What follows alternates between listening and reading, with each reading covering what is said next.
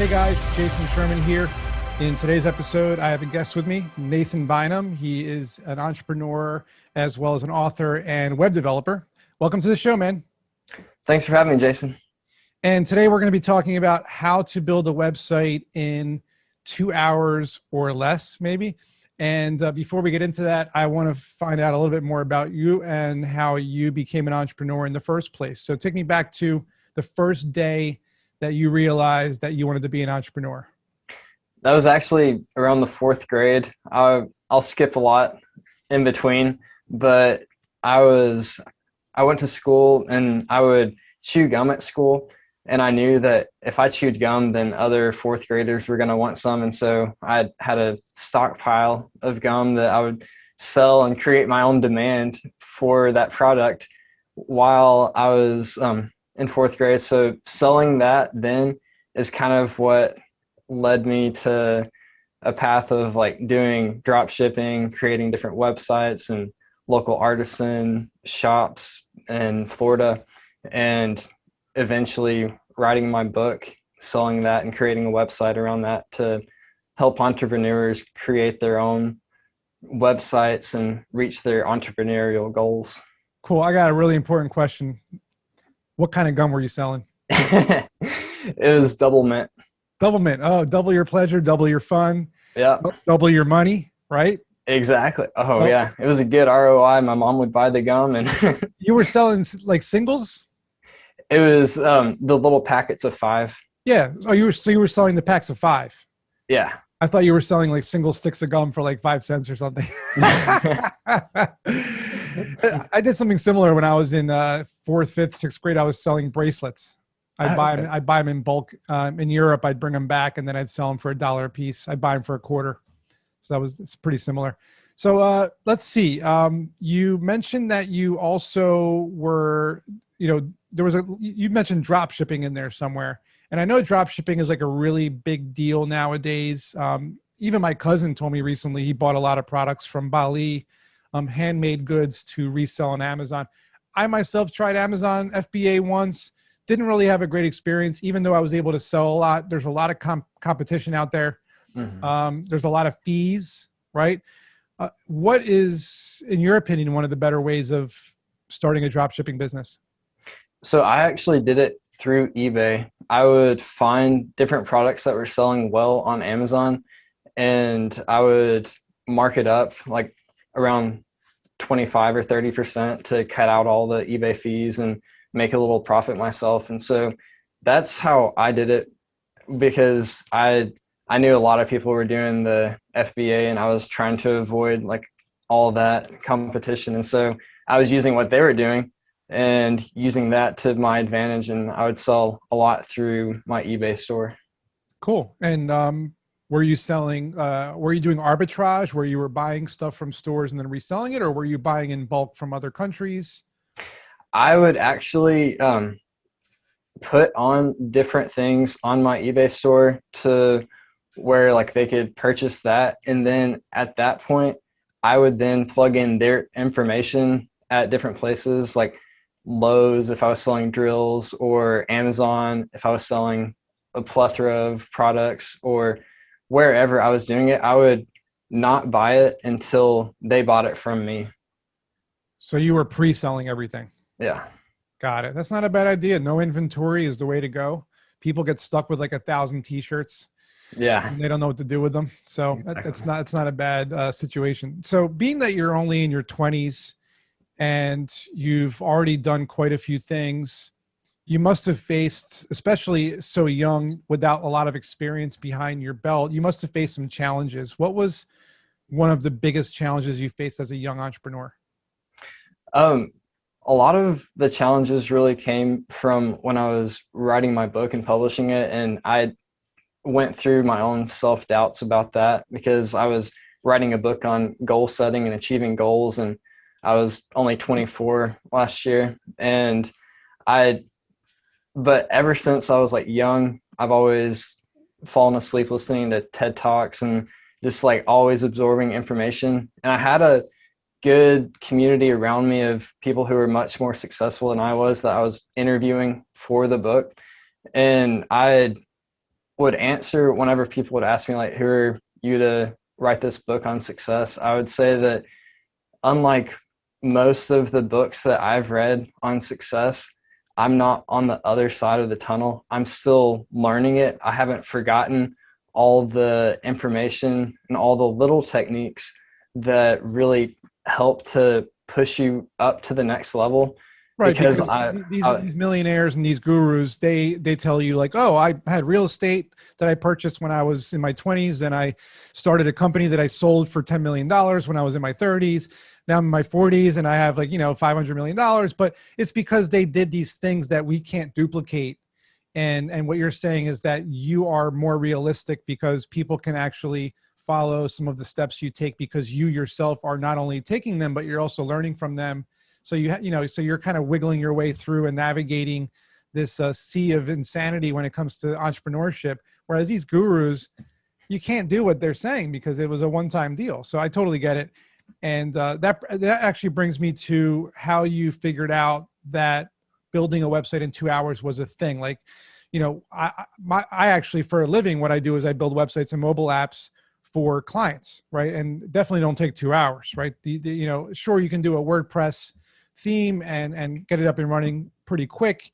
But even for people who are not technically savvy, it still takes them longer because of the fact that, there's some ins and outs, plugins and themes and having to navigate the back end dashboard and whatever, right? So what is the secret here of building a website in 2 hours? So full disclosure, these aren't going to be websites like you develop. Like, they won't be insanely customized already. They won't have like the whatever elements that you want to make specific to you, but they're going to be professional. And the reason that I suggest for people who are not able to fork over whatever it costs to hire a professional web developer, for them to do it in 2 hours is because that way they're going to be able to pivot and they're going to be able to test different things, test different copy. And then eventually, the way that they're able to do it now, they'll be able to hire somebody later on, like once they really have honed in on what they're going to be selling and who their audience is. At that point, after they're profitable or after they have enough to invest in a nicer website, they'll be able to add on to their website. They're going to be able to get over that obstacle, that hump. This is for people who especially are like, well, I'm not at a place that I can afford to build a website. I don't know exactly what I'm going to be doing. Like, this is for those people to figure out like how exactly to do that to keep them from making that huge excuse. Right. Are these more like landing pages then, as opposed to fully functional websites? These are more, because you said copy, and when you say copy, usually we're talking about a landing page. And when you said you want to try different copy, that means you're trying multiple landing pages. So, we're talking a call to action. We're talking about like an email, insert your email and basically a way to, get people to sign up for whatever it is you're selling. Right. So is it more of a landing page situation? This would be still a fully functional website. I would, do you want me to kind of tell the metaphor that I tell to kind of help people piece it all together? Sure. So whenever people ask me like how they start their website, how to get it up and running, then I usually explain to them, like, if you're building a house, then in this case, your house would be your website or your content management system. And you need some land to build that house on, unless you're Elon Musk. And he's building stuff on Mars. So exactly. And so the land for this metaphor is the hosting service. And so you'd have your content management set up and then integrated with your hosting service. But then at this point, you still don't have the rooms of your house, and the rooms here would be represented by the pages. And so depending on if you want an about page or a services page or just whatever your business requires, then you can build those easily with different themes like you talked about. But what I looked for in a theme was two things. Was one, that you could customize with code, and two, you could have it to where it easily optimizes for a mobile device. So I use Divi, and I usually tell people to use Divi for those reasons. And then at that point, you're able to hire people like yourself to come in and code it more later on. It makes sense. So I always tell people something similar in a way. I have a book and a course that always tells people, look, do as much as you can by yourself first to attract talented people. And this falls under that category. So when it comes to websites, I always tell people, look, don't use Squarespace, don't use Wix, don't use these, drag and drop editors that people, they fall into the trap of using them and then they get stuck there. And I say, you don't really own it. You can't really take the code with you. I always tell them, get a hosting service, install WordPress, put in a theme, and play around with the editor. It's not that hard. There's something called YouTube where you can watch tutorials. It's pretty easy to do. And I find that 99% of people are just lazy and they don't want to put in the work, right? Most people just want to pay someone, you do it for me. And that's fine, because that's how I'm in business, right? I'm in business because people are lazy and they don't want to learn. That's fine with me. But I agree with you. Divi is definitely one of the better content management solutions out there. I agree. And I also use it in some of my projects as well. But when it comes to, being as young as you are, right, you must have had some kind of help along the way, maybe a mentor or someone you looked up to that gave you some advice along the way. And I love hearing, really important advice that was given to somebody. So did you have a mentor that gave you a piece of advice at one point? And what was that piece of advice? Yeah, it was actually John Davis. He's the corporate action hero, and he's talked to me a lot of times. And one of the times he was talking to me, I was explaining to him that I was kind of afraid of that, like kind of not being taken seriously because of my age, despite having the abilities to do what I do. And he told me that I was looking at it completely wrong. My age is my biggest asset, because I am able to show people that, like younger people or older people, that it doesn't matter at what age they start, they can still do it. They're able to do that. And I'm not already like stuck in my ways as some other people may be. So I'm very open to listening to people for suggestions and advice. And so he was telling me that was really what set me apart and what was my biggest asset. So that has helped. That's awesome. Yeah, because you're still learning. I mean, you're when I was your age, I wasn't even in the startup world. I was doing other things. I was running businesses, but I didn't really hone into the startup world until my 30s. So you're definitely a leg up. And if you could tell other entrepreneurs out there, or people who want to be entrepreneurs who are your age or any age, to inspire them or encourage them to do what they want to do, what would you tell them? I would tell them that they don't have to fall into the limiting beliefs trap. There's people out there that have already done most likely what they want to do.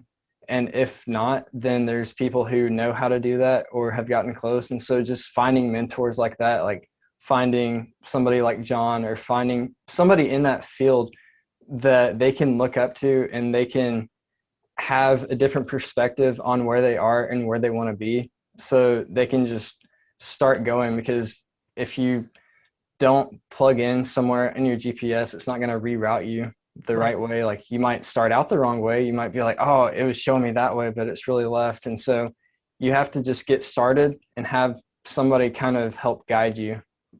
That's awesome. And it sounds like you said to pretty much tell people to get lost on purpose. Yeah. So I like that. All right, cool. So here's my lightning round, right? It's going to be 6 short, give me the quick answer, right? And the first one would be, if who did it better, MySpace or Facebook? Facebook. All right. I always say MySpace. If you could pick one in your next business to succeed, no matter what, out of these 4, which one would it be? Traction, technology, team, or revenue? Team. Good answer. Out of all the companies you like, which one has your favorite culture? Probably the Marriott. Oh, cool. The hotel chain. Yeah, You like their customer service, I guess. I do. Have some stories about that. Cool. We'll say that for another episode. If you could start your next company in any city, expenses paid for, which would it be and why? Probably Silicon Valley, just to be around that type of people and kind of, like I was saying, get to know the things and figure out how to do the things better just by being surrounded by those people. Yeah. That's awesome. All right, have you seen The Matrix? I have not. Do you know about it? I do, yeah. All right. So let's say Neo shows up and he plugs you into the Matrix and says you can learn one new thing instantaneously. What would it be? I would learn how to understand what I'm supposed to do later on now. Ooh, so like kind of like, wow. So like the future almost. All right. And one fun one during the pandemic, what was the best show you watched?